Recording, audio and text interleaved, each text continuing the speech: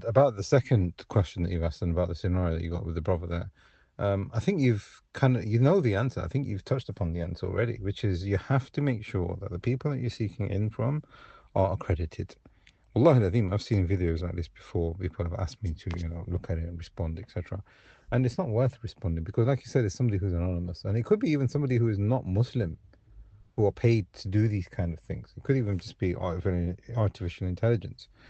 I'm not saying that there is no Khariji movement. I'm not saying that they aren't, well versed in the arguments that they make, because some of them are.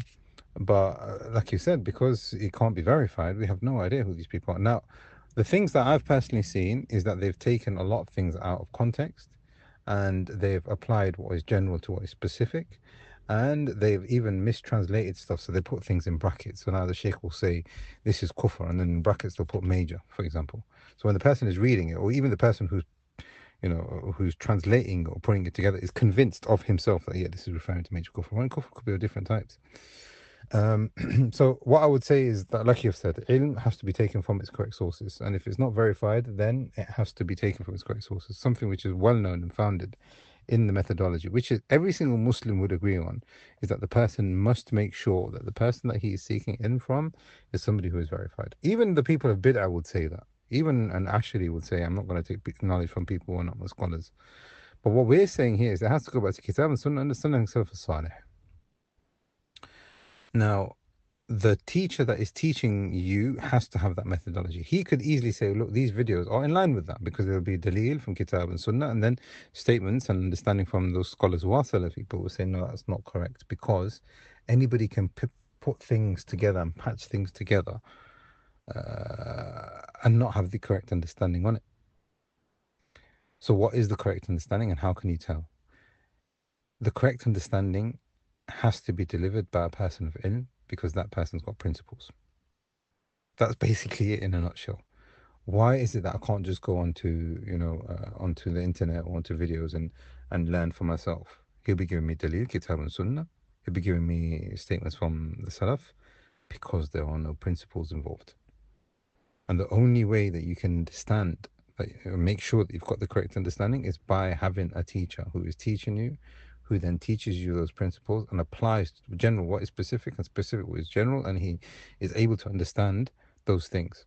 Let me give you an example. You can find tons and tons of statements and ahadith and ayat which say that if you rule by what other than Allah has revealed, this is kufr. You will find tons and ayat of ahadith and statements talking about mu'alat and tawalli, which is where you are allying with the kuffar against the Muslims. So now they can easily get that and put that on MBS or MBZ, and they will say, look, they are allowing airspace and air bases to, attack Muslim countries, etc. So yeah, Muslim countries such as Palestine, etc. But this is kufr. This is tawalli. Whereas what we will say is that there are principally, what you're saying is right. The concept of tawalli, what you're saying is right. The concept of hukm bighayri ma anzal Allah is right. However, have you got the correct principles to apply it to the correct situation? Now, this goes back to what we were saying before, which is, it's for the ulama and the ahli hilli wal aqd to be able to establish what the exact situation is. And it's not for the awam, and it's not for the tullab al-ilm, and it's not for people who have no experience or ilm whatsoever. Because those people who are closest to the ruler will understand exactly what's going on. Let me give you an example. It would seem on the face of it that a person is making tawalli with the kuffar, but in actual fact it's muwalat.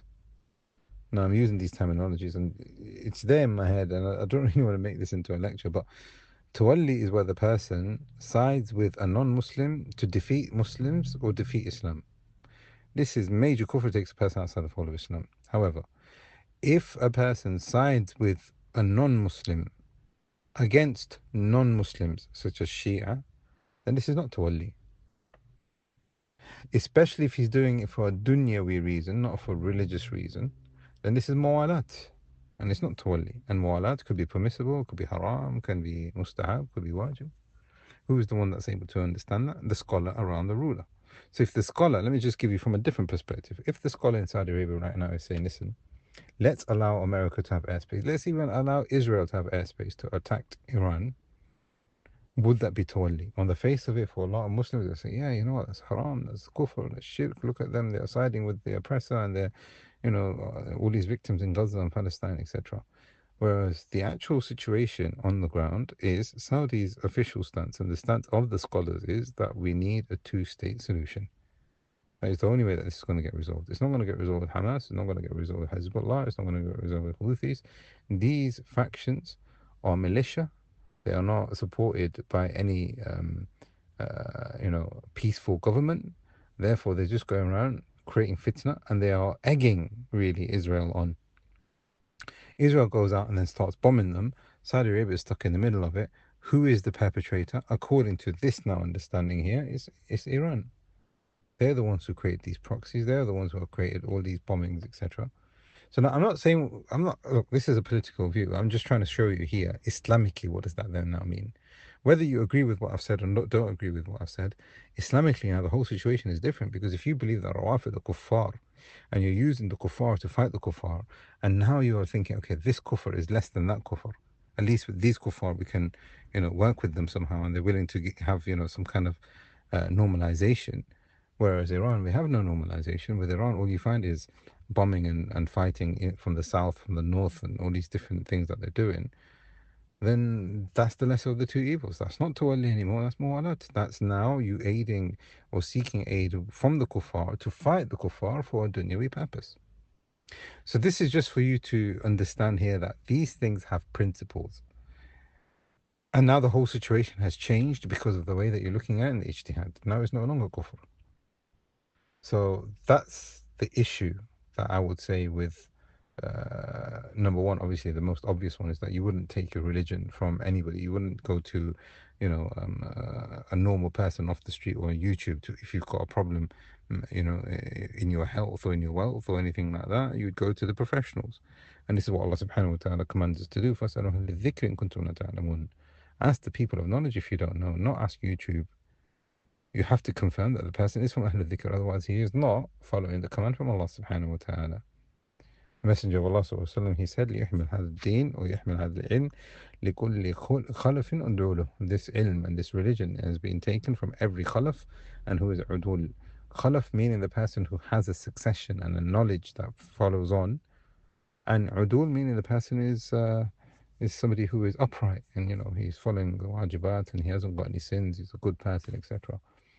So there's so many ayat and hadith which confirm for us that point. That's where he's initially going wrong. But he doesn't see that. But at least hopefully he will see, and whether he agrees with it or not, that principles need to be in place. And the person on YouTube and all these other places, they don't have that. It's only the ulama that have that. That's the second point. And then the third point, even the ulama who have that, even they don't get involved. Why? Because you have to be around the ruler and the government to understand the exact situation so that you can prescribe the correct view. And that's what I was saying even in the other one. Sheikh Salih Fawzan, you go to ask him about what's going on in Libya. You tell me Sheikh Salih Fawzan doesn't know, doesn't have an opinion. Of course he's got an opinion on it. But he's just saying your ulama over there know best. So there's been an overlap in the answers and the discussion that we've had on both of these questions, but hopefully it's been fruitful. We ask Allah subhanahu wa ta'ala that He keeps us firm upon Sirat al-Mustaqim and He makes the affairs of the Muslims easy wherever they may be. Assalamu alaikum.